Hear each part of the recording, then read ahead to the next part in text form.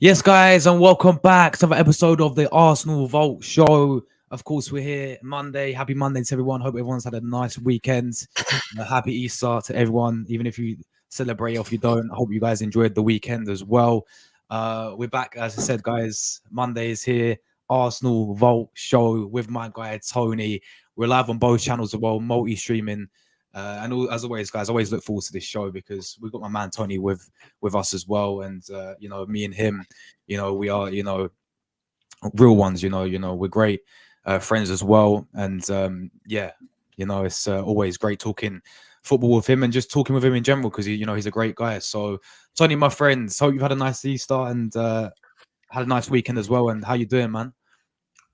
See, yeah, bank holiday down there in the UK. Yeah. I also heard that the sun is shining. That the summer is blossoming quite well down there, man. And it's just good to see sunlight in your place for once, man. For Finally, once, bro. I swear. finally, I finally, swear, the the UK, sunshine comes up. Tony, the UK is so depressing when it comes to weather, man. It's always raining, but it's actually all right the past couple of days. So let's hope it stays like that. I think that's the main thing. But yeah, what's it like in Yeah, Finland, bro? What's the weather like in Finland?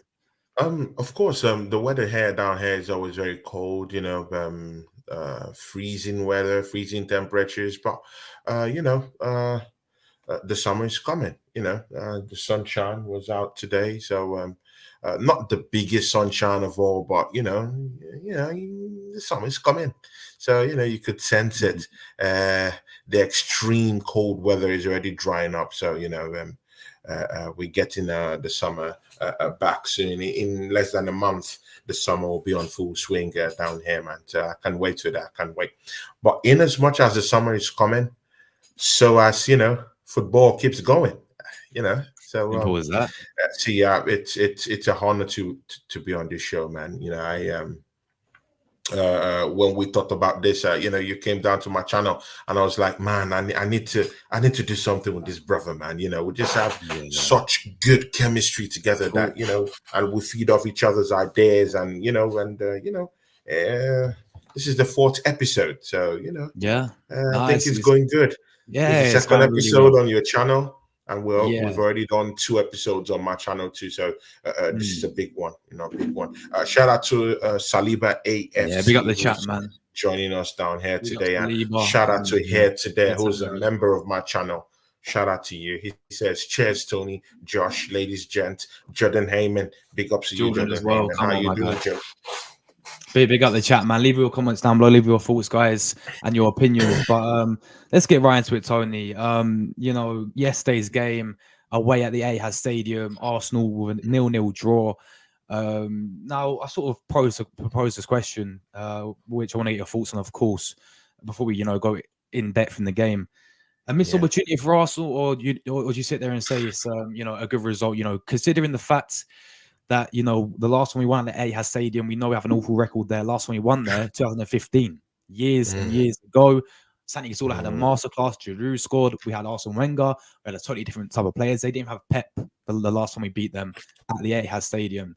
And yeah, also considering the fact that last season we went there and we got absolutely battered 4-1 by them. And we knew how big this game was going into it. I just want to get your overall, opinion on, do you sit there and say it's an opportunity missed, or do you sit there and say, you know what, I'm taking that result and it's a good result? definitely. I'll go into that. Yeah, but see, yeah, you just made mention of 2015. Yeah, 2015. Can you remember? The personnel that were in our midfield at the time. And can you remember the last time when we last won at the Etihad? Who scored our goals? Then I just want to take your Oh, memory. Santi Cazorla. Seriously. Oh, Santi What a song that was, by the way. Catola. That shot was Of course, amazing. of course. Scintillating player, very amazing player. In fact, that is what we miss right now in this team. A ball carrier, someone who can carry the ball and get into spaces and actually Yeah, keep possession of the ball. And that's what we miss, actually.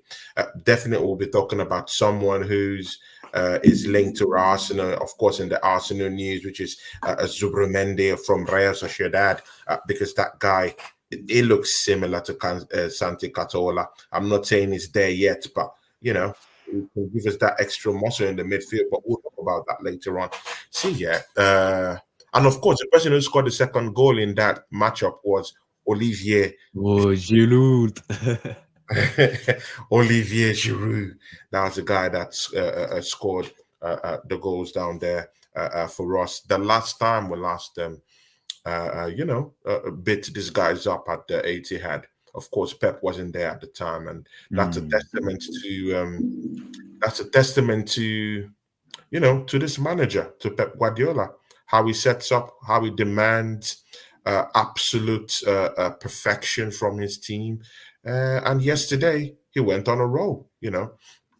Again, we have to remember that the Etihad has been, a perfect barbecue center for the Mm. Arsenal. Yeah, see, yeah, bro, we've been roasted alive in that place. Lots of dehumanization and disgraceful performances that has been churned out from the Arsenal. But again, going down there, yeah, even before the matchup, Josh, remember I told you we really needed to win this game. Yeah. Yeah, because I hate personally, yeah, I hate leaving the keys to the kingdom, the keys to the trophy, the keys to the premiership down to other teams, because right now, and as we stand, Liverpool is 2 points ahead of the Arsenal. So if Liverpool go ahead and win their, other games, or go on a very deep run and win their whole games, yeah, I'm not, see, whether they will drop points or not, will come to that. But again, if Liverpool win their whole games, they've won the Premiership. What does that mean? It means that Arsenal is at the mercy of other players, of other teams. So, and that's a situation where I personally didn't want to get to. Yeah, I wanted Yeah. Arsenal to go down to the Etihad, get that win, have our destiny in our hands, so that even if we do blow it, we would know that, okay, we blew it, we bottled it. But right now, the conversation, it has gone into a very different space. See, personally, I can't really say points gained or point lost the way you put it, because later on, definitely Liverpool might lose points, Mm. and I don't really feel that they're invincible right now. If maybe Manchester City was in the place of Liverpool right now, that would have been a different story, because I do believe that Manchester City can actually churn out 10-9 games on beating run Yeah. and win the title. That's a different case. But for Liverpool, I, I see it differently. I still think Liverpool can be able to drop points. That's the only silver lining down here. If you just oppose it, like if you just oppose the situations and put Manchester City where Liverpool is right now, I don't think they're going to drop points to the end of the season. So it's good that we're at least a point ahead of them right now. Liverpool is top right now, 2 points ahead. Why I'm saying this is because if you check out that, I think, is it not the FA Cup? Yeah, against Liverpool, Man United they Manchester played. United. Yeah, Yeah. exactly. Of course, the rivalry just, it just comes into play. Form goes out the window, and these two teams just slug it out. And of course, mind you, Liverpool have to go down to Manchester United at Old Trafford. Liverpool was beaten by Manchester United at Old Trafford. I don't trust Liverpool, mostly with what I saw against Brighton at Anfield. Uh, they just scraped through that win. Personally, I would have loved them to draw so that Arsenal, even if Arsenal did get a draw at the Etihad, we would still be ahead in a way, with at least with the goal Mm. margins that we have. But again, Liverpool have to go down to Old Trafford. That's a very sensitive game. They also have Aston Villa. But the thing about this is that Arsenal also have a game against Manchester United at Old Yes. Trafford. We also have that crunch game against Aston Villa. Mind you, Aston Villa is looking, to go to Europe, top four. They're looking for Champions League Mm. place, this season. So it makes it a very, very difficult one. So I don't know whether this game was whether this point is beneficial. See, only time will tell. Only Mm, the end of the story. Because if we go on to win it, then this would be points gained. If we're going to lose this title, then it was for nothing. But the only thing I'll tell you is that the mental strength and the general mental motivation, this draw that we've just gotten from the Etihad, it's something that would send ripple effects, not just this season, yeah, to seasons to come, and for the Crunch Champions League finals coming up. Because if we do get ahead, and go beat Bayern Munich, mind you, Manchester City is going to be slugging it out with Real Madrid. Let's say Man City, yeah, mm. come off with that win, and they face Arsenal in the semi-finals.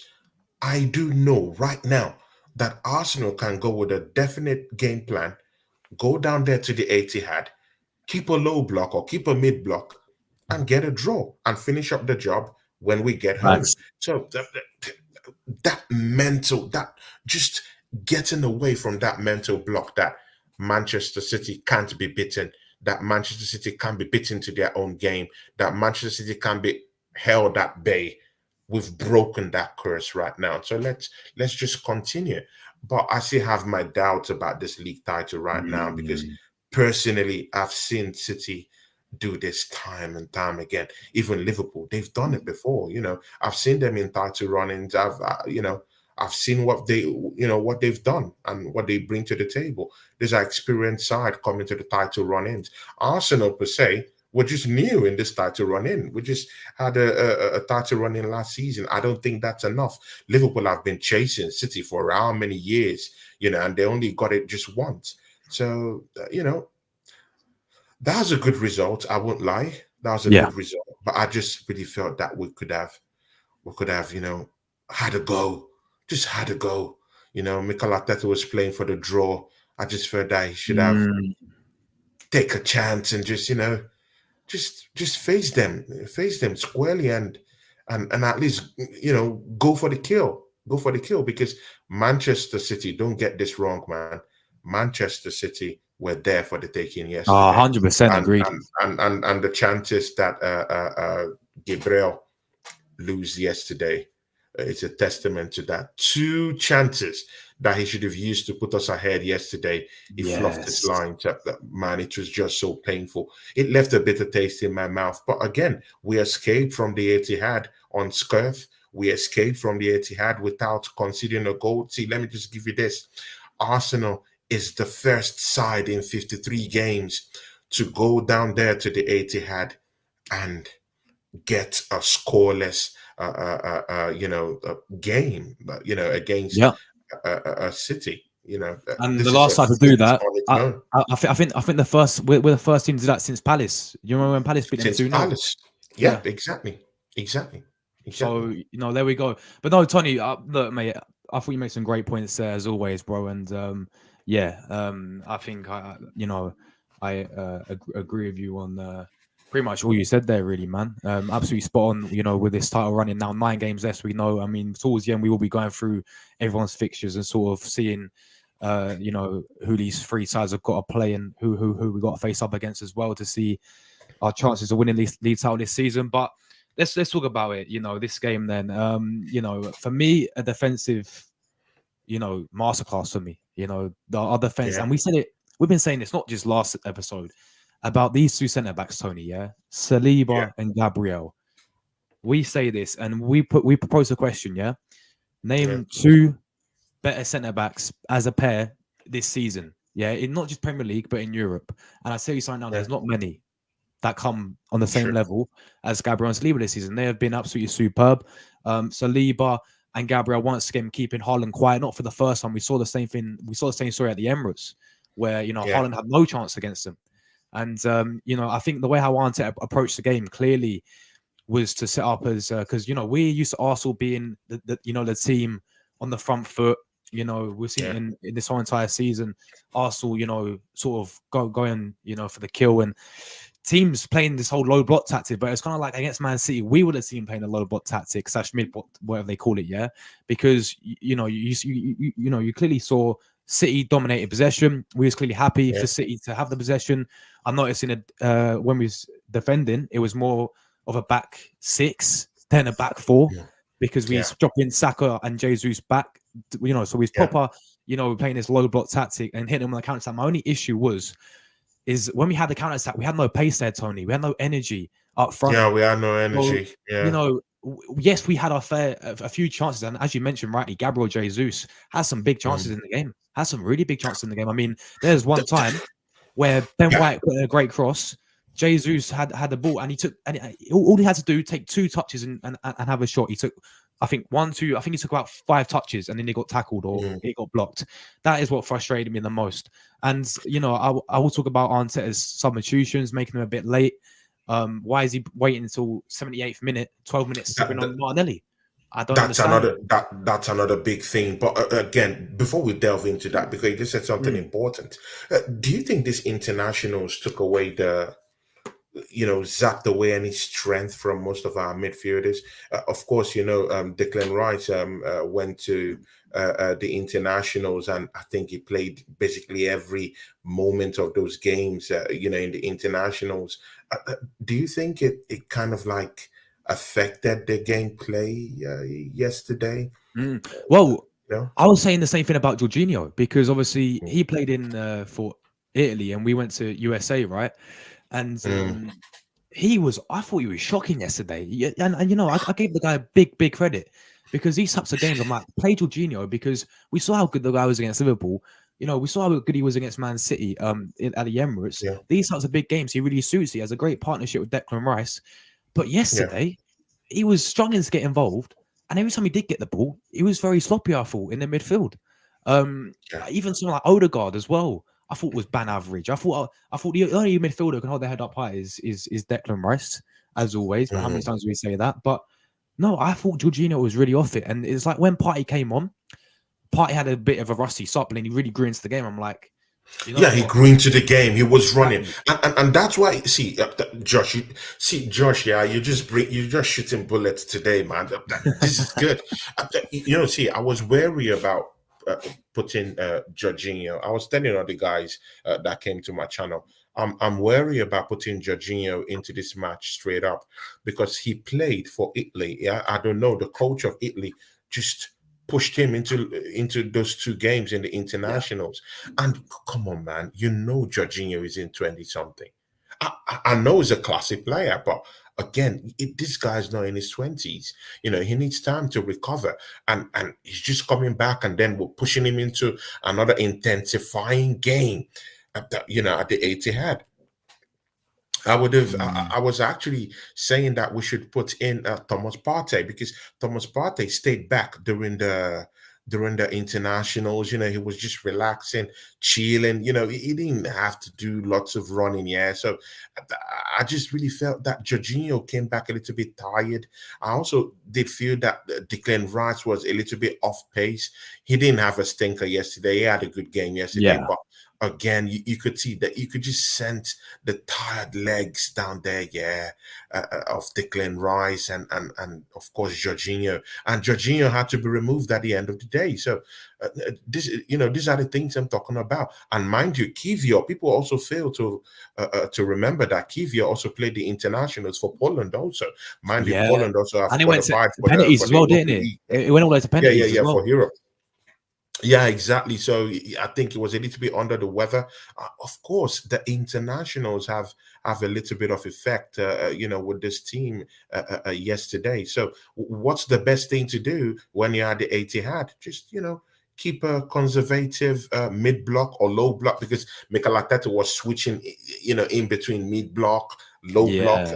Yesterday he was switching it in and out. And I also did say, in most of the previous shows I had, that the game was going to be won, by transitions. Or by counter attack, who was going to be more faster, who was going to be more efficient in the counter attacks and more efficient and can literally, hunt their enemies down or their opponents down through those transitions. And we saw those transitions, and it was the chances that fell to Gabriel Jesus, and he did not make use of any of those chances, and that is what gets me, angry. And again, see, yeah, because the manager also see, I don't want to throw away the fact that that I do appreciate that it was a draw still in a way. If you're going to a place like the Etihad, if you're not getting the win, make sure you're getting that draw. Make sure you're not losing the game. I get that. I know it's a barbecue center for us over the years, yeah. But Yeah, again, we are the Arsenal. We've gone through whatever the phases, the project. It's the end. We're meant to actually go for the kill, yesterday, but we didn't do it. So again, I also feel that the manager fluffed his lines, bringing in Gabriel Jesus into this matchup. What was he doing there? Even when he came on during the last games we had, uh, he hasn't really shaken off the rust down there. yeah, So agreed. I was a little bit pissed. Like, why should he be starting that game? And we did have Trossard. Okay, I do understand that Trossard went to the internationals. He played for Belgium. Enormous corpus amount of minutes. I do get that, but again, he looked more eager. He looked like he could have a run. And even when he came in, it took one or two players. He had to go, trying to get in behind Exactly. the Manchester City defense. So why wasn't that guy given a chance on the left? And again, Mikel Arteta, you take away Bukayo Saka. I get that. He's injured. I get that. Yeah. Even if Saka did have a stinker, we'll talk about that later on. But again, why put in Gabriel Martinelli on the right? That's Mm. that's not a space He's never that played there before, has he? In his Arsenal career? I've never seen him there before. No. So this manager constantly, he's constantly shifting goalposts. He's constantly tinkering with the team, and in this run in, I don't want to see that. I want to just see us put the players in their rightful places and let them have a go.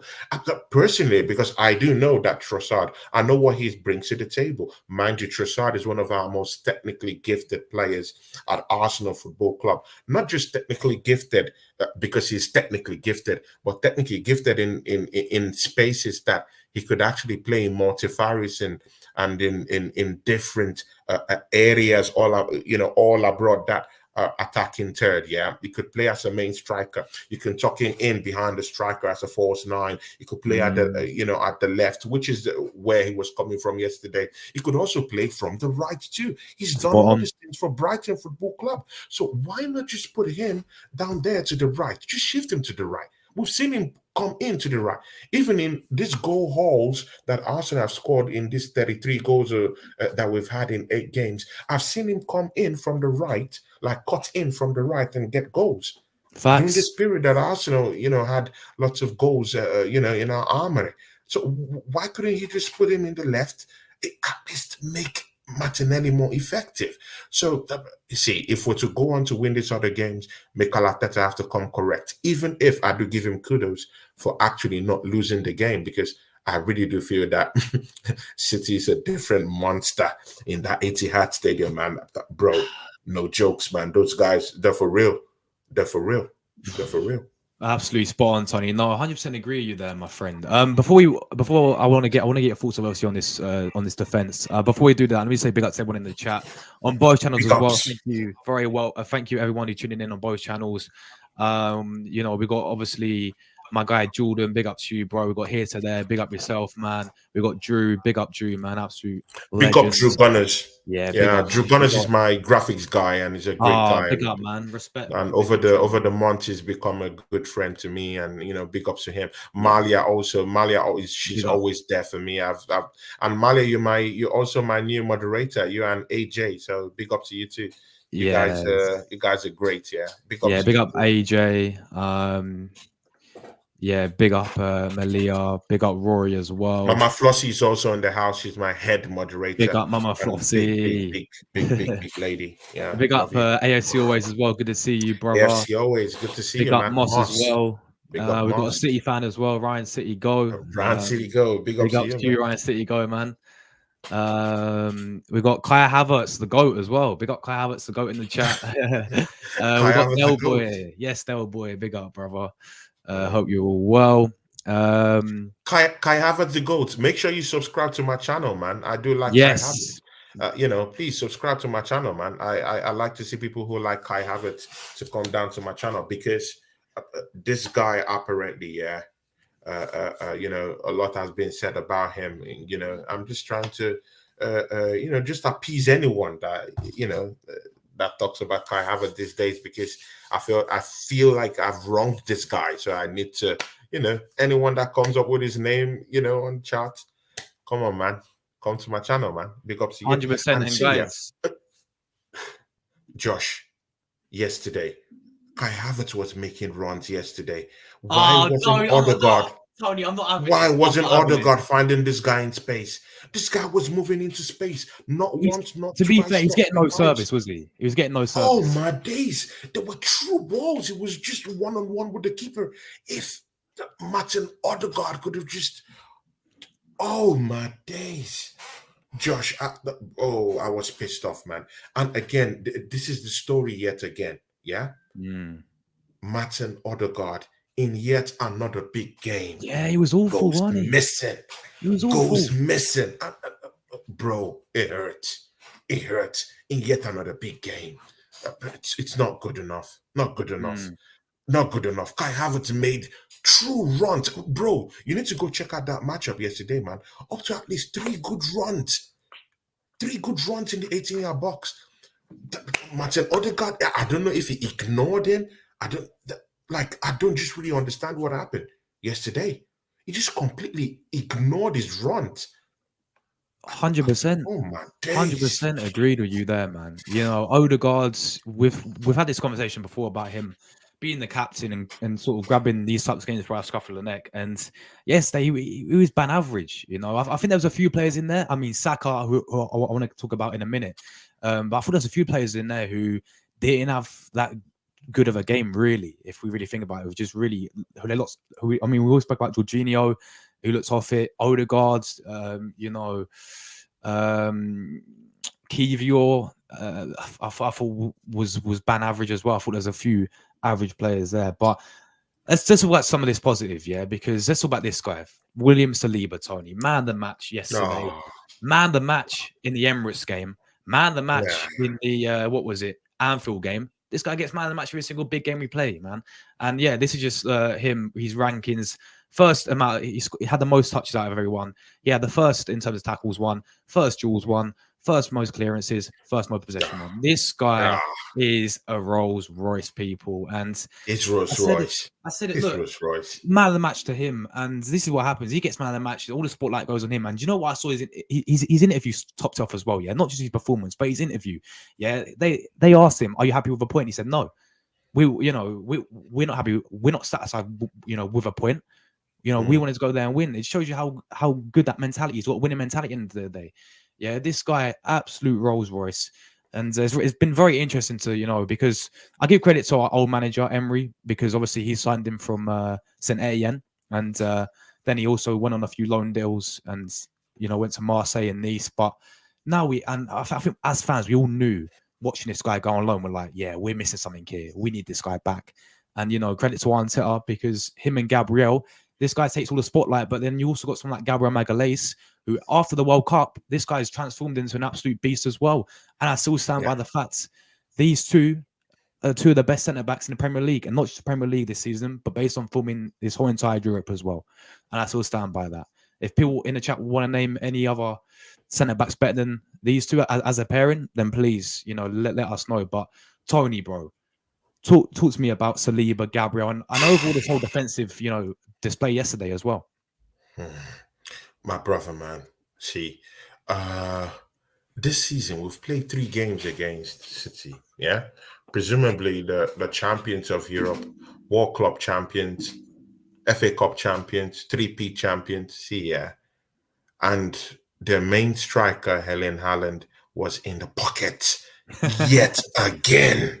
Yet again. Make that make sense. Yet again in the pockets of William Saliba. Oh my God, and Gabriel. See, Josh, I would like to put you in the game. Can you name me you know, the best defensive duo pairing in the whole of Europe? Just give me two in the whole of Europe right now, as we speak. Gabriel and Saliba, I stand by it. I don't understand anyone else who, based on form Bro, guys this season, who and those two. that's all you need to know. That's all you need to know. Bro, do you know what it means to pocket Haaland, who scored 80 goals since last season? 80 goals. Bro, this is not funny again. If there's any silver lining that Arsenal should have taken away from the game yesterday, it's our defenders. Our defending was spot on. Yeah, and see, yeah, 2 seasons ago, and you see, yeah, you do remember I've told you about, our acrimonious defenders and demonic defenders that we've had in this football club. Arsenal haven't been lucky at all recruiting defenders. Squillaci, Rob Holden, Mustafi. Mustafi. Oh my days. Oh my God. Conscieni. All these acrimonious defenders, yeah, that have been to the Arsenal. And then right now we're seeing this crop of defenders that we're actually building right now and do have right now. There's a big and clear difference. You can see the commitment. You can see their focus. You can see the improvement. Last season, we do, say that Gabriel Magalhaes used to have the bozo gins. See, I can count how many times this guy has displayed bozo gin this season. Only once he's done it this season, and that was earlier in the season. Since then, his displays has been totally out of this world. I can't believe it. Our defense, man, best in Europe. I'm yet to see a pairing that's better than this Arsenal defense right now. And again, I really do think that this Arsenal defense might be the difference between what will lead us to a title this season and what might actually make other teams not to actually get the title this season. I saw Brighton run that Liverpool defense ragged yesterday. Yeah, let's get that correctly. I've seen Yeah. teams actually terrorize the defense of Manchester City. And mind you, Nathan Ake left yesterday. Kyle Walker is facing injury worries. Jones isn't 100%. They all have problems defensively. So both teams are not looking quite good defensively, but Arsenal is. So right now, going into games, I'm not even really disturbed about Arsenal conceding goals.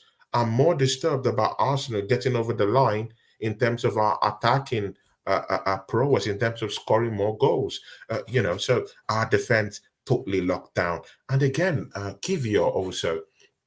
People are actually saying that he was turned left, right, and center. I personally don't agree with that. He had a good game yesterday. Of course, he had one or two, misgivings yesterday. I do get that. But again, you need to remember that you are at the Etihad, high stakes, high reward, and of course, when you're down there, you'll feel the pressure. Manchester City is a possession based team, and again, they deal on territorial dominance, and that's what they came to do yesterday. So Kivio had a good game, but again, it was very, very good that Tomiyasu could come in yesterday and just show up that left back position. And again, it's just good to just see that we have numerous players who could actually come in place of the other player and give you an absolute effective performance. See, when last have we seen our backup players, give 100%, just like the replacing player would do? That's what I'm Mhm. talking about. For the Yeah. first time, I'm seeing that, and that's good. And mind you, even if William Saliba, gets an injury, we do have Tomiyasu, who also plays as a center back down in Japan. We do have at least a little bit of a cover down there. It's not like the whole all hope is lost. But again, we still do need those two pairings. Yeah, we still need them to be fit to get us over the line the next 8-9 games that we do have in the Premiership. Solid display from William Saliba. Remains the Rolls Royce. I do know that. I think within those runs that we had, I knew he had one or two mistakes here and there, but again, it's human. Yeah, we're allowed to have. Big up to AJ, man. Big up to you now. See, we're allowed to have one or two, one or two mistakes. Yeah, one or two bozo moments. But again, William Saliba, he's recovered from those mistakes. Mind you, he cost that goal that Liverpool got at home to us at the Emirates, yeah. And there was a time when Taiwo Awoni just kind of brushed him aside in that game against Nottingham Forest. Just brushed him aside and went to score that goal against William Saliba. But again, he's bounced back. And Exactly. that's the mentality. That's the mentality he has. He bounced back. Just bounce back, get back, locked in, get ready, focus, and that's what I want to see. This guy, very focused guy. They kept Haaland, in their pockets all day yesterday. Do you know what it takes to keep this 6 foot plus giant, a robust, goal machine, for Manchester City? Do you know what it means to keep that guy at bay? Exactly. Completely at bay. I think he had 0.2 xg yesterday. There we go. Totally down the drain. It was in the gutters yesterday, and he was complaining. And of course, you could see the anger in Erling Haaland there yesterday. We're just complaining. Even got into a little bit of a fight with Gabriel Magalhaes. Yeah. He wasn't comfortable, wasn't satisfied with what he did yesterday. The proof in the pudding. 100%. And I looked at it as well. I'm thinking just, credit to the whole defense, because that display, I mean, when they had, had 72% possession, Tony, they dominated the ball. They had, we was happy to, so you have the ball as you always do it at the Etihad, yeah. But they only managed to get one shot on target, Tony. And that's from the Ake when it came off his shoulder, Yeah. So that just, I mean, and the fact that this defense, just not just this game, the defense this season, we've kept the most clean sheets in the Premier League. This defense is looking for the first time, as you said, in many, many, many years. This defense actually looks probably one of the best that we've had in God knows how long, Tony. Because we just, mentioned a few names there that we had in the past. Yeah, some of our ex-players who are playing centre back for us. Socrates and Mustafi, we had to do around.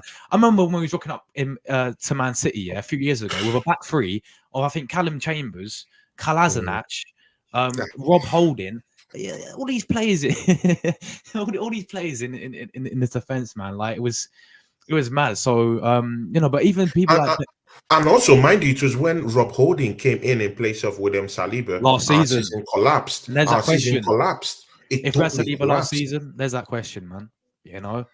Because we've seen how key this guy is to to Arsenal, and not even I'll give credit to someone like Ben White as well, because defensively was sound, but even going forward, I thought he actually our defender actually trying to. I mean, you saw the amount of crosses that guy was trying to whip in.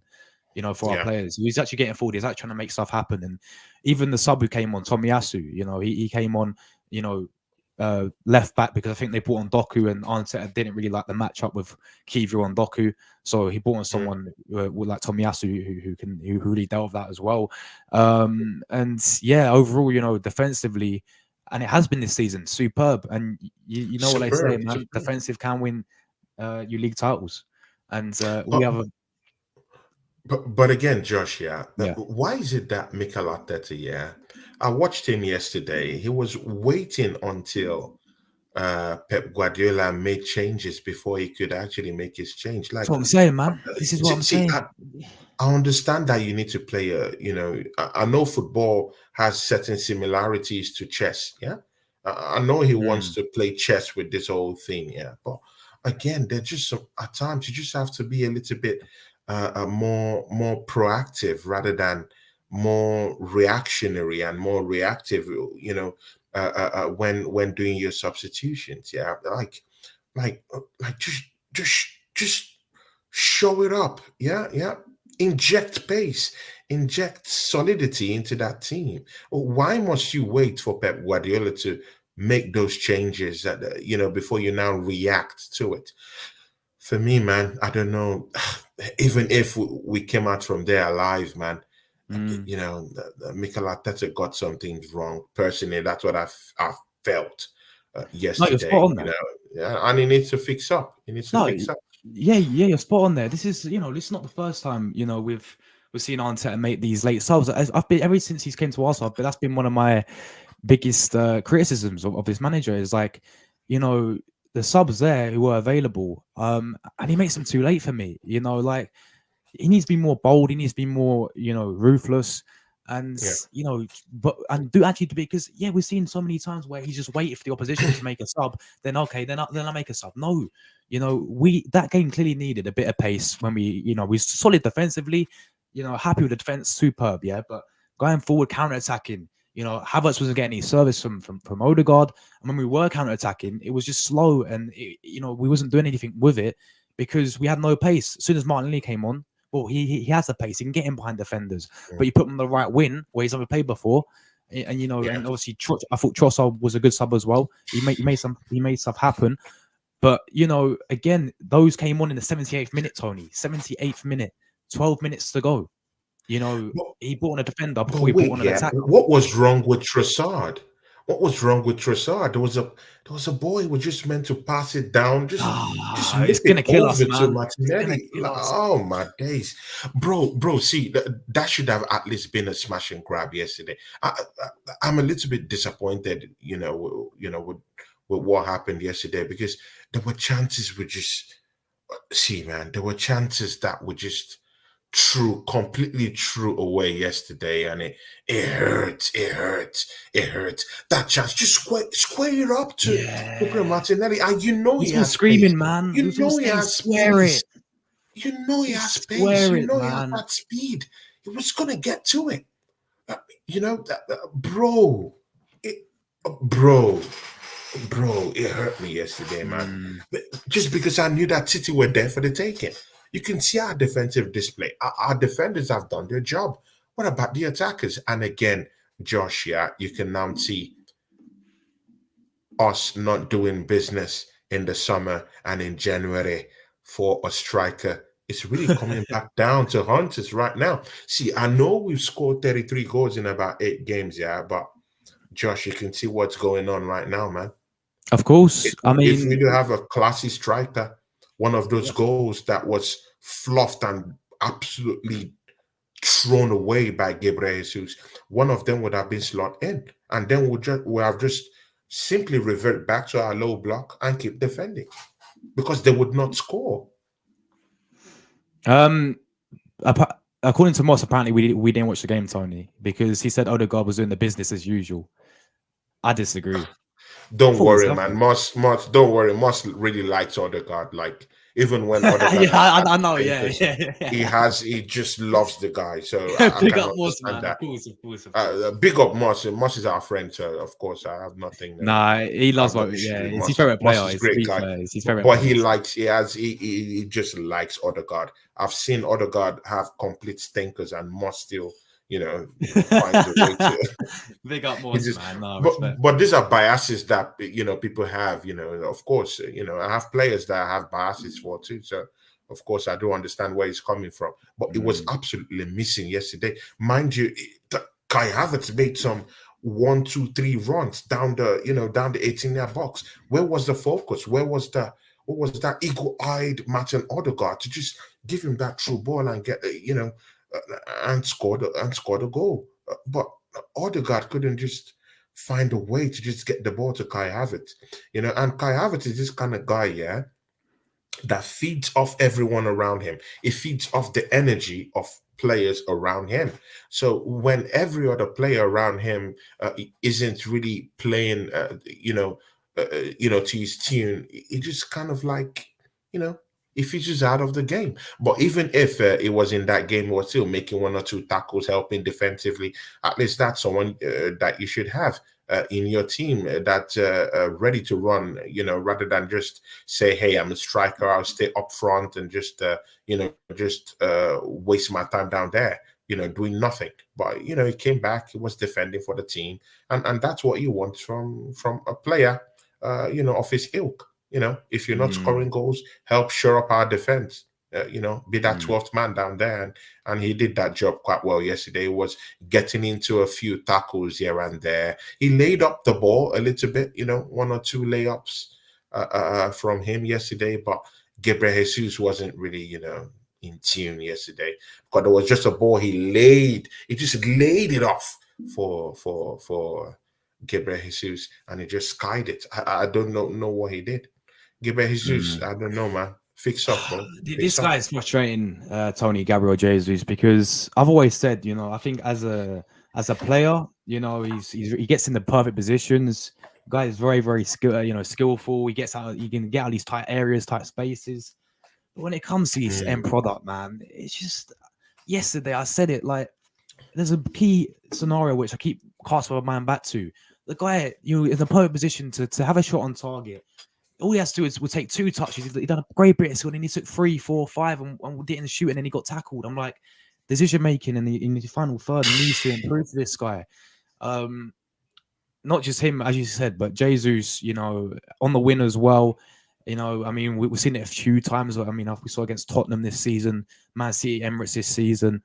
It's very interesting to see what's going to happen with this type of player, man, when we do get in, a new striker, hopefully in the summer. Because, look, I think he's a good player, but, there is a reason why he's only scored 14 goals in his whole entire career of football. Exactly. So, exactly. I mean, yeah, he got in some good areas and he had chances that he didn't take. But Bukayo Saka, for me, worst player on the pitch. Now, you know what? We all love Saka, yeah. We all call him star boy and all this, yeah. But, you got to give it, you got to be real with it, people, yeah. He was our worst player on the pitch. Okay, I understand he has an injury. I get that. But then he has an injury, but this is the thing. So who's going to go there? We have no one there. But again, see, yeah, Mikel Arteta, why play a player who's injured? Bro, we've been through this last season, yeah. Because this thing is hurting. It's hurting Bukayo Saka's public image also. If this guy's injured, then don't play him. Let him heal, because this will lead to a more bigger injury. And throughout the season, you've seen it in this guy, yeah. He's been struggling in games. Bukayo Saka he's literally struggled throughout the season. You and me will know this. It's just that, of course, he scored lots of goals for Arsenal this season. He's our highest goal scorer. I do get that. But again, his performances isn't befitting enough this season, and that's for a reason. He's playing injured. If this guy's injured, why not just give him time to rest? Like, I don't know, man. Why start with an injured player? Why? Spawn. So I don't know. And he left yesterday. He looks crocked. I don't think he will play in this game against Luton. Definitely they'll want to, shoot him some shots.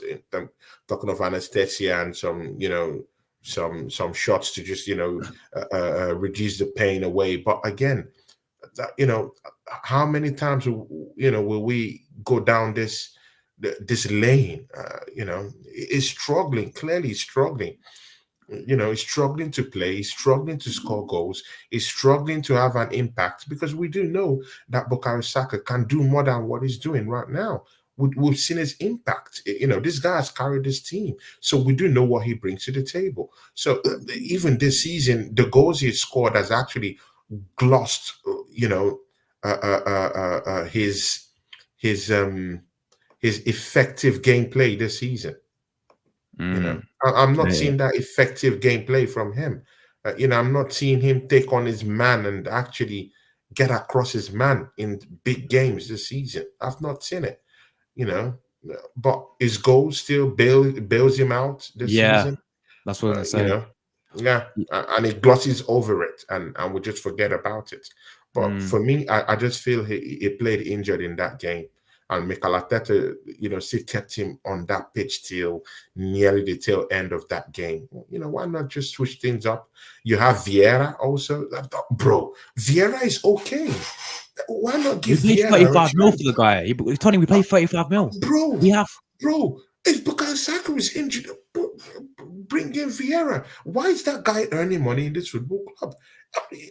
Let him have a go. How about Emmy Smith Rowe on the bench? He's okay. Exactly. He can play from the right. Come on, man. Let's don't do this. This guy's been disrespected in this football club. Why not allow him have a go than put in a half-fit Bukayo Saka? It doesn't But make but but sense to me. but this is the issue, Tony. We cast our mind back to the summer window. We had a man called Kudus available, who was at Ajax for 38 million. And what do? We let West Ham get him. Yeah, there's an opportunity to sign a right winner, a backup for Saka, and we didn't do it. And We didn't do now it we're in the here. summer. Josh, all these things here, it's coming back now, Exactly. yeah. To bite, it's coming back right now to haunt us. It's haunting us right now. Yeah. We're not going into the transfer window and getting a striker. It's haunting us right now. Good. I know we scored lots of goals in 8 games, In 8 games, we scored about 33. But what about games like this against Manchester City, where you just need one extra bit of quality? Just that extra bit of quality to get us over the line. And of course, a prolific striker could actually do that. Where was that? Kudus, I saw Kudus display. Shout out to Moss and shout out to Football Band to have just brought up this issue about Kudus. Big up Bansborough. Bro, Kudus, amazing player. Look at what he did against Newcastle. I know they lost in that game, but again, that's the kind of guy that could inject pace through the wings. Yeah, why didn't we sign this guy? At least give Bukayo Saka a little bit of rest. Maybe not rest per se, but at least give him a little bit of competition down that right hand side, man. It's not really looking good. To be very serious, yeah, the person who has been covering up Bukayo Saka and his performances this season has been Benjamin White, and this guy's not been talked about. Yeah, Benjamin White, good game yesterday. Covered up Bukayo Saka real well yesterday. Benny Blanco, oh my God, Josh. Benny Blanco. Benny Blanco. This guy's been excellent, hasn't he? It's been excellent, bro. It's been excellent, man. It's been excellent, man. It's what 80 million right now. It's what 80 million. Do you disagree? I don't. Plus English tax. Come on, man. I don't. If Honestly, I have it, it's going I for said it. He's 65 million. Last season, yeah, this guy was one of the best right backs in the Premier League. Now this season, he had a slow start, but now ever since we came back, he's been superb, man. And the game yesterday, yeah, what I loved about it the most is, yeah, he had a task of defending, like the whole defense did, but he was also the guy going forward and actually making stuff happen for us. Yeah, exactly, man. He's the guy trying to make stuff happen for us. He put on some great crosses on the plate for our players as well. Yeah. Credit where credit's due to Ben White. But credit to Ben White, man. I liked his gameplay yesterday, man. It was real good. And again, he covered up Bukayo Saka because I saw Bukayo Saka struggling in that game, struggling for anything at all. Struggling to even kind of just beat your man. He couldn't simply do that. I understand he was playing with an injury, but come on, man. You're playing with an injury, but it's not looking good. The thing is, not looking good. I heard this, people talking about it even before the game, saying, "Oh, he's got a problem with his Achilles." So everyone knew that he was injured before the game. Arteta knew he was injured before the game. I don't understand. He needs. Why put him there? Exactly. Why start him if he's injured? Why start him? Oh God, I don't know, Mikel Arteta. I don't know, man. See, the draw yesterday. Good, I accept. Yeah, we've been steamrolled at the Etihad. I do accept it. Great draw, but again, when you look at the overall gameplay, man, we were poor going forward. Defensive unit, yes, we did do that, but again, I don't know what really affected Gabriel Jesus. Is it that because lots of times it was coming back, it was drifting back to go help Kivior because he was getting absolutely slaughtered by Bernardo Silva down that left wing. Yeah, But again, see, that's not an indictment on Kivior. Kivior gave us a big battle down there with Bernardo Silva. Anyway, he still tried. Mind you, that guy played internationals, 2 international games. So of course he's where he's tired. Of course, I do understand that. But Gabriel Jesus had to go back down there to help him out. Then I don't know. Maybe is it that when we're having our counterattacks or during those transitions that we had and got chances, maybe Gabriel Jesus' legs were already kind of like tired or weak, due to doing lots of defensive cover for Kivior down that left-hand side. But again, when you're a striker, You're a striker. You're a killer. You're on a ascent. Scoring goals should be your bread and butter. And I'm sorry, man, he didn't take his chances. Even if I do think he helped out defensively yesterday, which is a plus. Yeah, For us, yeah, he helped out defensively. But again, helping out defensively isn't your job. Your job is to score goals. And when you fluffed your lines twice, 3 times yesterday, can't get your team over the line, and after the game you're out there shaking your old teammates, having a chit chat with them, after the game. Come on, man. You should be sent to a gulag and given one or two. sense of the gulag, guys. War zone settings. Come on. But yeah, no, spot on. Honestly, spot on, Tony, as always, bro. Um, let's move. We have a game. Obviously Wednesday. I said it to you. Obviously backstage. These games are coming thick and fast, man. You know, we've got a game Wednesday, Saturday, Tuesday. They're coming thick and fast, and yeah, this is crunch time now for the end of the season, people. But we're at the Emirates Wednesday night under the lights. Luton Town comes to the Emirates now. We all know about Luton Town this season. We all know. I mean, we played them this season, as we know, that 4-3 crazy game. Declan Rice saving us. You know, we literally fluked a a win somehow from Declan Rice guy, and I think was it what 3, yeah, it was 3-2 down, and then we obviously came back and Declan Rice saved us and we won the game somehow. But yeah, we know about the Luton Town, so we know how they're going to set up these types of sides, this whole low block tactic. We've seen it multiple times when teams come to the Emirates, they play this whole low, but we know how Luton will set up. Look, I've seen some of the results. They go to places. I mean, they can cause upsets. They can cause upsets. Sometimes they do get piped, but then other times, they do put up some really good fights. I mean, we saw it already this season against Arsenal.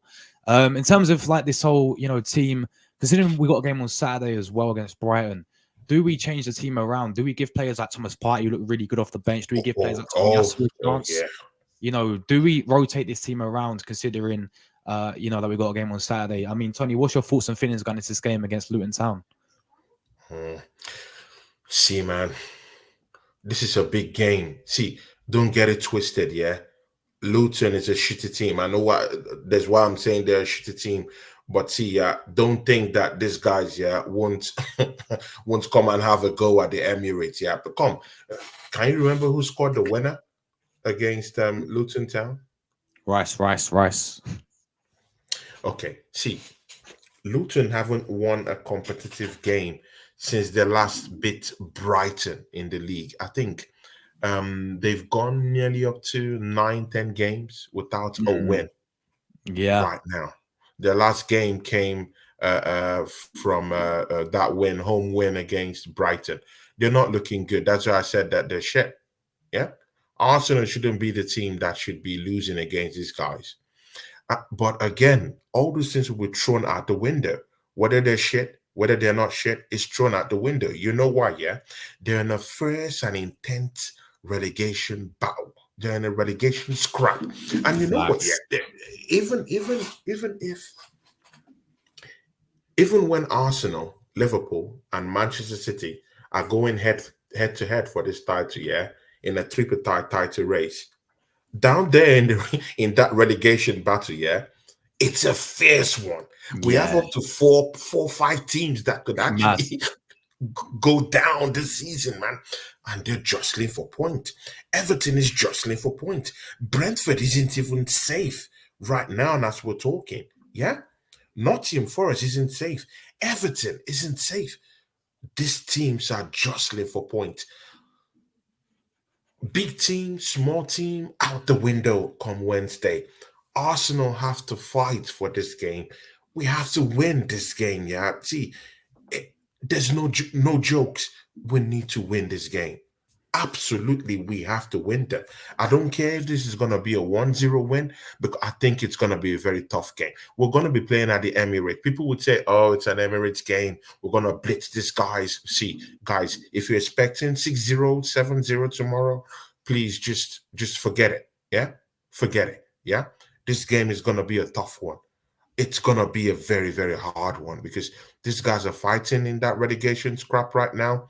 In fact, right now, if the league is ending right now, they'll be going they'll be going out to the championship in that relegation battle right now because they're left with 22 points right now as we speak.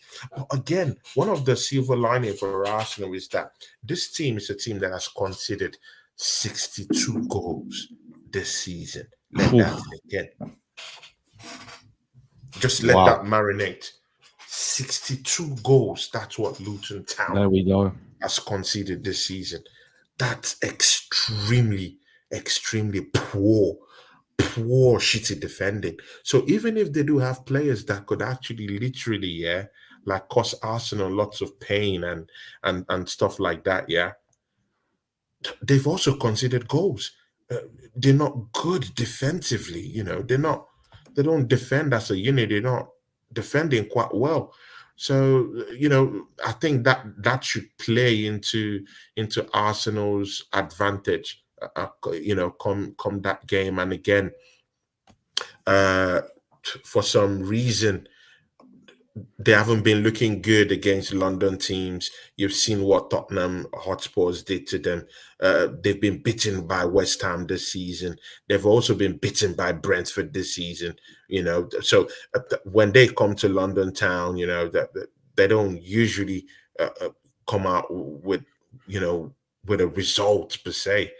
Look at that game against Tottenham Hotspurs. I really wished that they would get over the line and at least get, even if it's a draw, but nothing happened, and that's been the story of this season.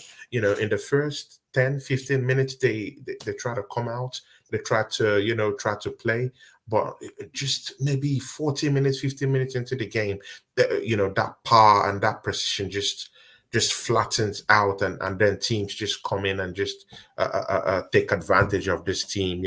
But again, they still have players that will literally still hurt Arsenal. They have Chong, they have Morris. Mind you, they still have Townsend.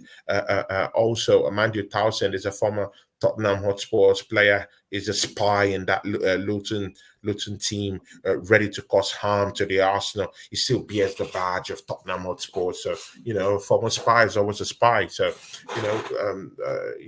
mind you, he had great displays when he played against Arsenal in the reverse fixture down there at Luton Town. So, he'll be coming in, and then they also have Ross Barkley, who I think is one of the most improved midfielders this season. Ross Barkley's looking good. Facts. So yeah, exactly, man. And again, Ross Barkley, almost threatened, us, with scintillating performances in the reverse fixture, early, I think last year. So let's see what happens, man. Lots of players for us to watch. In this Luton game, Chong down that left hand side is looking real good, man. Lots of speed, energetic, youthful exuberance around him. He can have a go. So in that left hand side, I really just hope that Kivio would show it up. They have Morris, who's I'm not saying he's not a prolific kind of guy, yeah, but again, it's these guys could still, it's a relegation battle. So, and in a relegation battle, these guys could just step up.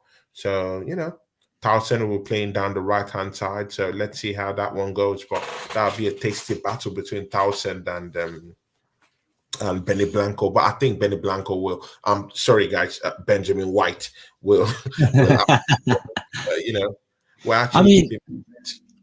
do you rotate the team around? Do you play party? Do you give players like Smith Rowe a go, Tony? Do you step in? Yeah, man. Yeah. Of course. See, we can't get over the line, yeah, with this 11. No, it's not possible. We can't. But the thing there is that we need to switch it up carefully, not just the whole team that needs to be changed. We need to do it in a more systematic way, in a way that it won't really affect the core of what we have. Our defenders have to play. We have to keep that back four, definitely. Maybe not Kivior. Maybe Kivior should take a step back and relax a little bit, because I still think he's a little bit wary. But Tomiyasu, it's time to make use of Tomiyasu. And mind you, when he came in that game against Man City, he looked, quite good. So why not bring in Tomiyasu into that game? It would be nice to give Emmy Smith Rowe a start, in this game. How about Vieira? And it would be nice to see Bukayo Saka take a back seat and just relax a little bit and let Vieira step up and go towards that right hand side, right wing, and let him have a go. After all, he's still taking salaries and his wages is still being paid by Arsenal. So why can't we have Vieira down there on the right? On the left, of course, Trossard should be starting that game. I really want us to manage Martinelli because we still have bigger games to come. And these bigger games to come, I'm talking of Aston Villa. I'm talking of uh, Tottenham Hotspurs. And mind you, Tottenham Hotspurs will be having a very, very big rest in 14 days. Yeah? In 14 days, Arsenal will have to play four Yeah, games in 14 days before we go meet our not London rivals at White Hart Lane. So crazy, man.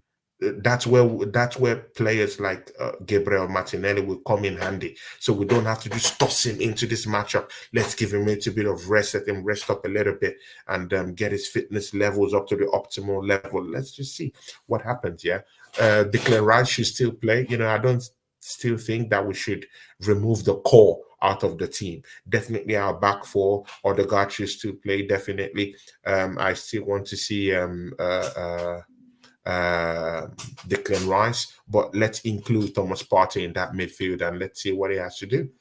We saw what he did yesterday. He came in, he grew into the game, made some deep runs, advancing forward, still broke up play and helped defensively. That's what Thomas Partey gives to you. And mind you, I don't need to be telling you how versatile Thomas Partey is, mostly going forward. We really need those type of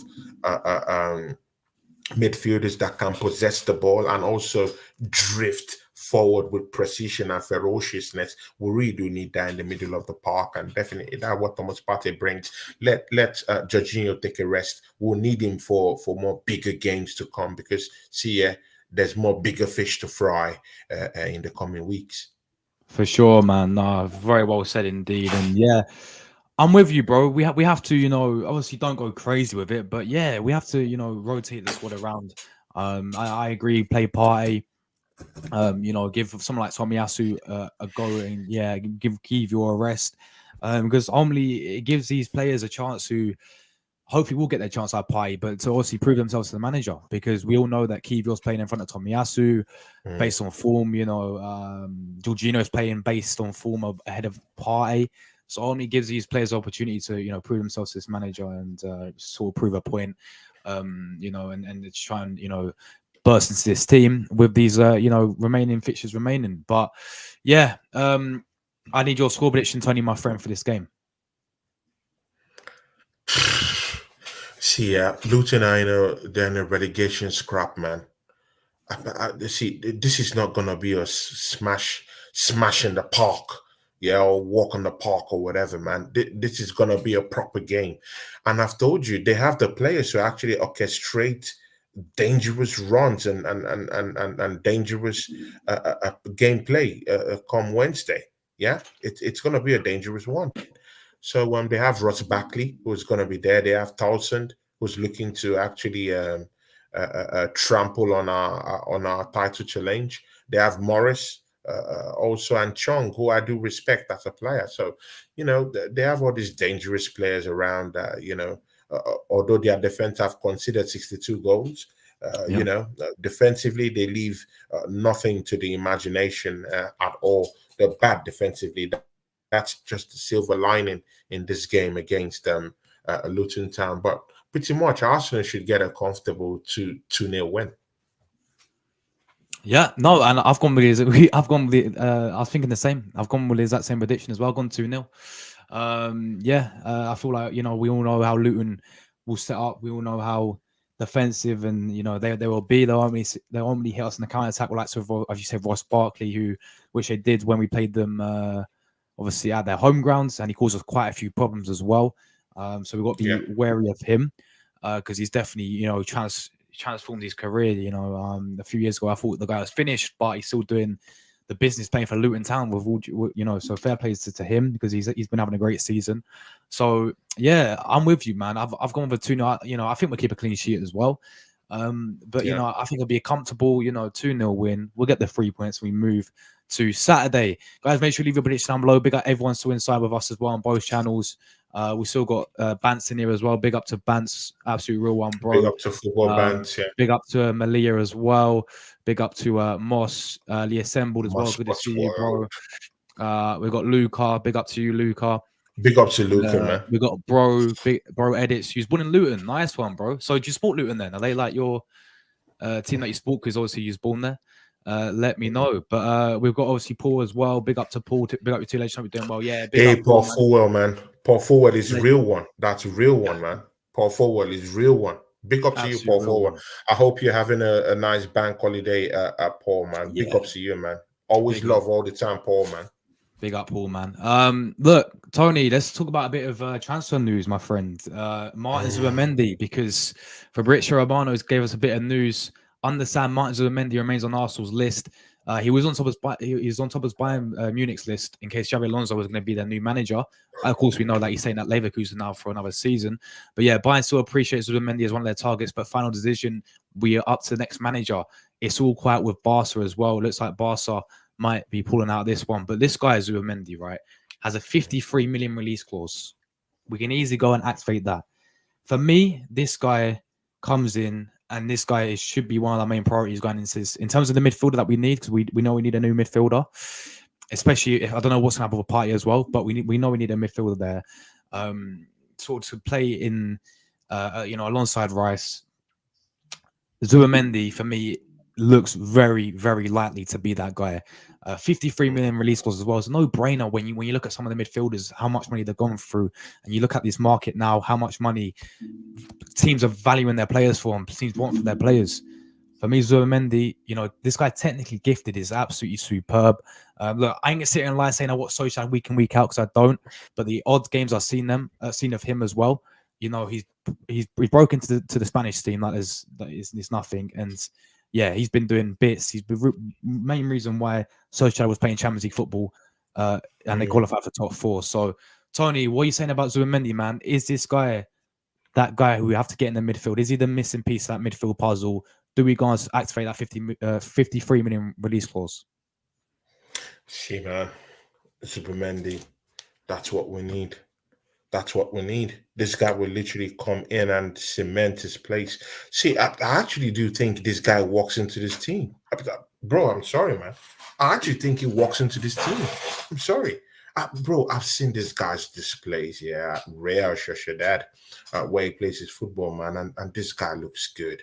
Technically gifted, and he's a very versatile player. People just think is, this guy that you could just play in a double pivot, and just sit back and help other midfielders and try to progress the ball, and is people really do think he's a deep line midfielder, but he's so much more than that. He gives us so much defensive solidity. He kind of protects the back four. He's a ball carrier also. That's why I said it looks a little bit like Santi Cazorla, because of not maybe with the trickery of Santi Cazorla, because we do know that Santi Cazorla is a very tricky player, mostly with his moves, his dribbling moves, and his slicky moves and stuff like that. But this guy is not the slicky one, but he's that guy that could hold on to that ball. He's that guy that could pass around, and he hardly makes mistakes with his passes. Accurate passes, all true. And he's strong. And you know what? Yeah, the icing on the cake is that this guy hardly gets injured. So we don't have all those big tales of injury woes and stuff like that Arsenal is used to going into the market to go get, these scraps that are already injured and have a checkered injury record. This guy doesn't have a checkered injury record. He's quite good. Consistently has gotten a 6.8 rating in that Real Sociedad team every season, and Real Sociedad isn't even one of the top teams in the Spanish La Liga. No, they're not. At all. So, and if he's putting in this time after time after time, this incredible performances. Why can't we get him? But again, I still feel like this kind of players, yeah, they always have a very, very big attachment home. This kind of players, and he's a young player. Yeah. And most of them like to stay in Spain. Most of Yes. them like the sun. Most of them don't like the English weather. In fact, they are being discouraged not to go to not to come to the Premiership. You know, I really do get that. You know, the weather down here, coupled with the fact that the league is a very, very difficult league here to just insert yourself in. But again, he has a Spanish coach in Mikel Arteta, so that's the silver lining. You know, so when you have Yes. a Spanish manager that could actually, you could work and he could help you under his tutelage and actually help your gameplay. So definitely him playing won't be a problem because you have a Spanish manager who understands you and who understands what you bring to the table. Very technically gifted player. We could have him in a double pivot with Declan Rice. He's more stronger. He has lots of legs to run. Very strong, and is not the tallest player. See, yeah, I always like having 6 foot plus kind of players in the heart of the midfield. You know, Declan Rice is a very tall guy. He's Mm, gigantic. You know, he's tall. He can outmuscle you. He's big. You know, I always like seeing players like that. You know, players of the ilk of a Yaya Toure who could, you know, of course you remember Yaya Toure, right? of Who played for course. Manchester Of course. City, What a a player, man. tall, towering guy. Yeah, exactly. You know, and beastly looking. You know, those kind of guys. You know, they could actually help you with the height and with the breadth of everything that goes on in the midfield. But this guy, even if he's not tall enough, but his mobility, his speed, and his is just very strong and grounded. You know, he's just very strong and grounded. Right. So that could actually compensate for him not being a 6 foot plus kind of midfielder that would just sit back and get lots of win lots of battles on the air in the midfield. You know, but he's that kind of guy that could just battle, run, tackle. You know, Yeah. he takes no prisoners. That's one thing I like this guy for. He's a great guy. He's a great guy for Real Spot on. Sociedad. I really like him. Yeah, yeah. Yeah. I No. think he will slot right into our Yeah. I midfield. agree. Yeah. Coupled with the fact that Thomas Partey is having lots of injury worries at this time, and Yeah. I can't cope with that next season, man. I can't cope with that. But again, I see a situation where Thomas Partey is staying back. That's another problem. I'm seeing a situation where he stays back. So Mm, I don't know. Yeah, I'm seeing a situation where he stays back because Arsenal could have, sold him down to Saudi Arabia, but they did not. no, we And right didn't. now, he didn't. And right now, he's still contracted to Arsenal. And of course, this club might still want to keep him. They still think that this guy might still have one or two things, to do for the Arsenal. Is he still a quality player? I think he's a quality player. Is Agreed. he that guy that you want to keep in this team? Yeah, he's that guy you want to keep in this team. Does he have the experience? Yes, he's that guy that has the experience. But his fitness level defeats him all the time. And that's my problem with him. He That's can't the seem issue, to man. just stay fit. Yeah. If Thomas Partey stays fit, I don't mind having that guy till he's 30, till he's 35, 36. I Yeah. don't care. Because I do know he's that guy that has the skills, the precision, and the experience to get us over the line. But I'm sorry, man, he's not just fit.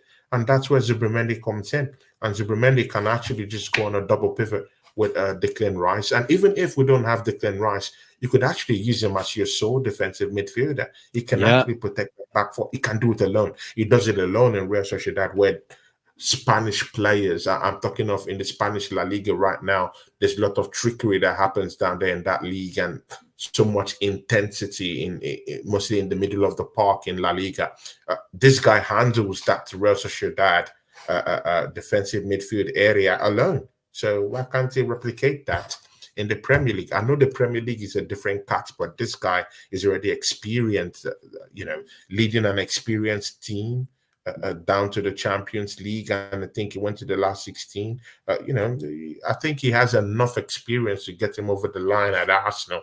Of course, when you're with a manager like, Mikel Arteta, who's Spanish too, he'll be eager to help him out. No, for sure. No, spot on as always. And look for me, I feel like there's a few factors with this deal. And you made a very good point there, which I wanted to touch on as well. When a player knows, sort of when you said, they like saying in their country that they like playing with for a Spanish team, and the fact that this guy was born in Sociedad, this guy, this is his home club. So there's that aspect of you saying, would he really want to leave? Look, I think he will. I think he will want a new challenge. And especially if we activate the release clause, it'll be down to the player, won't it? So I feel like he's gonna. And you make a good point. Arteta, a Spanish manager as well. I feel like he's gonna want to come to Premier League. It's our football club as well. We're still the third biggest club in England, Tony. We're still a massive everywhere you go, countries around the world. We've got a global fan base everywhere we go. So Arsenal is very well known, and coming to Premier League, I think he'd happily move. And also another good point you made, Thomas Partey, man. It's going to be very interesting to see what happens with this guy. We know the injury record lets him down the most. We know he's made their glass. Whereas Zubimendi, I don't think he's injury prone. I don't think he's not. He's not. He's an absolute brute when it comes to injury. He's a strong player. Yeah, exactly. And so that is massive for us as well, because we know that we've had over the years injury prone players. So look, Zubimendi, I think is definitely looking to be one of the favourites midfielders that we will go out there and sign. And I'm really liking the idea of it, guys. I really am. And for 53 million as well, it's a great price tag. Honestly, in this day and age now, in this market, is a great price tag. It's no brainer for me. Go and get this guys Zubimendi in. Really liking, the sound of this, and let's wait and see what happens in the summer. Tony, my friend, we have to wrap this up, bro, because I know we've both got shows coming up in literally about 5 minutes time. But Tony, man, it's been an absolute pleasure as always with you. Really, really enjoyed it as always, and just shout out your channel, man, and content you got coming up. See you guys in like about 5 minutes from now, and I think I have a show with Dio, the Arsenalized banter on the pitch. You guys know him as a darling of the big channels these days, the terraces, the Never of Fouls, and these big channels. Hopefully me and Josh one day will be the darlings of this channel. I don't know, but even if they don't like us, we don't care. We do our thing. That's the thing between me and Josh. We just keep, we don't care. We just keep doing our thing. So, but Dio is coming up to the channel in about 6 minutes. Come join me down there, man, in about 6 minutes. We're looking deeply into Arsenal's matchup coming up, the title race, and what happened yesterday, and how can we improve on it. So come join me in the next 6 minutes time on Tony Club Ghana TV. Please join me on that channel, guys. Yeah, and subscribe to my channel if you're down here. And me and Josh, we're big friends, and we have this show together. So next week it will be on my own channel, and hopefully by then Arsenal would have won Luton and would have beaten Brighton in the weekend. So let's see, man. Do you have any idea who is playing against Liverpool? Who Liverpool playing? They got Sheffield United on Thursday. Sheffield United at Anfield, I'm pretty sure. So, and then Man City have got Aston Villa. Mr. Good Evening, Emery. So that'll be an interesting game. That'll be an interesting one. But yeah, Liverpool. I got Sheffield United. You'd expect them to beat Sheffield United, wouldn't you, Tony, man? But yeah, man. We got to let's do our thing. Beat Luton, beat Brighton, and we're coming on your show Monday, buzzing hopefully, talking about how well we played. Those two games. But Tony, it's a pleasure as always, my man. Big up everyone who tuned in today on both channels as well. Big up everyone from Tony's channel as well. Great to see you guys tuning in on both channels. This is why I love doing this show, because we can get Tony on and everyone in the chat giving their opinions as well. So really, really love to see this. So big up everyone who tuned in today. Absolute real ones. We're getting out of it, people. We're both live in about 4 minutes time. So catch us again. And until next week, guys, we're out of it. We are. Come on, you Gunners. Come on, you Gunners.